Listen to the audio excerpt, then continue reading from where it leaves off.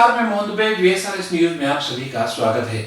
आइए नजर डालते हैं देश और दुनिया की तमाम टॉप 10 खबरों पर। गृह मंत्री अमित शाह 2 दिन के बंगाल के दौरे पर हैं। पहले दिन उन्होंने कोलकाता में भारत सेवाश्रम संघ में पूजा करके अपने कार्यक्रम की शुरुआत की। इसके बाद वह गंगा सागर के कपिल मुनि आश्रम का दौरा करेंगे। यहाँ नारायणपुर गांव में गरीब शरणार्थी परिवार के बीच भोजन करेंगे। इसके साथ ही काकद्वीप में बीजेपी की 5वीं परिवर्तन रैली को हरी झंडी दिखाएंगे। अमित शाह का 7 दिन के अंदर ये दूसरा बंगाल दौरा है। इसके पहले उन्होंने 11 फरवरी को ठाकुर नगर में एक रैली को संबोधित किया था।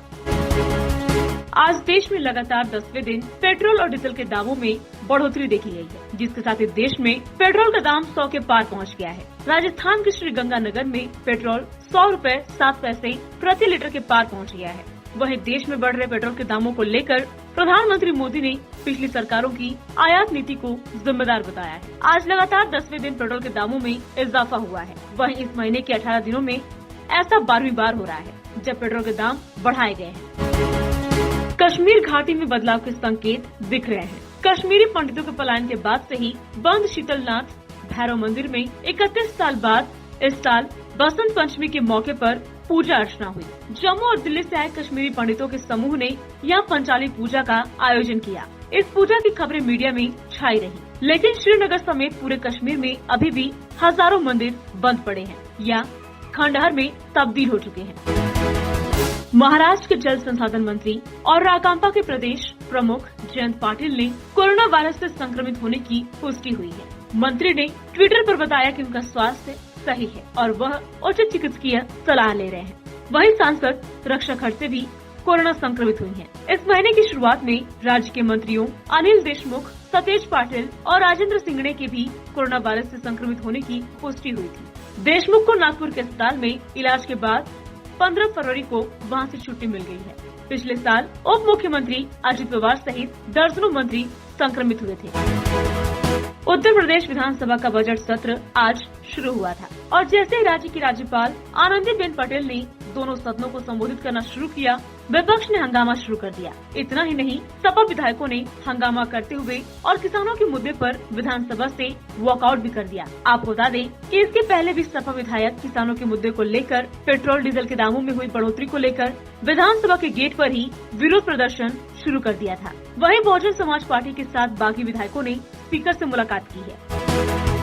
बंगाल के मुर्शिदाबाद जिले में नीम टीटा रेलवे स्टेशन पर अज्ञात हमलावरों द्वारा बम से किए गए हमले में मंत्री जाकिर हुसैन गंभीर रूप से घायल हो गए हैं। मंत्री ने बताया कि मंत्री के साथ मौजूद कम से कम 2 अन्य लोग भी इस हमले में घायल हुए हैं। अब सूत्रों के अनुसार पश्चिम बंगाल CID ने इस मामले की जांच को अपने हाथ में ले लिया है। वहीं मुख्यमंत्री ममता बनर्जी का कहना है कि हमला रेलवे परिसर में हुआ है, इसलिए केंद्रीय उपक्रम की जवाबदेही बनती है।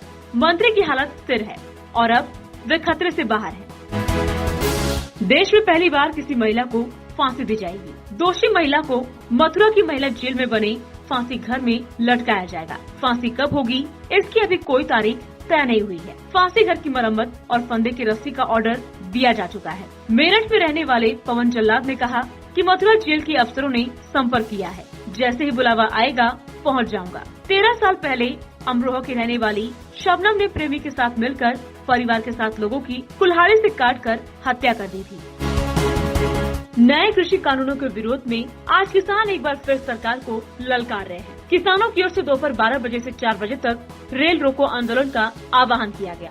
आंदोलनरत किसान जहां एक और लगातार भारत सरकार से बातचीत कर रहे हैं, वहीं आंदोलन को धार देने में भी जुटे हुए हैं। इसी कड़ी में आज संयुक्त किसान मोर्चा की ओर से पूरे देश में रेल रोको आंदोलन किया गया। इस दौरान बिहार सहित कई राज्यों में प्रदर्शनकारी रेल की पटरियों पर बैठकर आंदोलन किया। वहीं दिल्ली मेट्रो ने 5 स्टेशनों को एहतियातन बंद कर दिया है।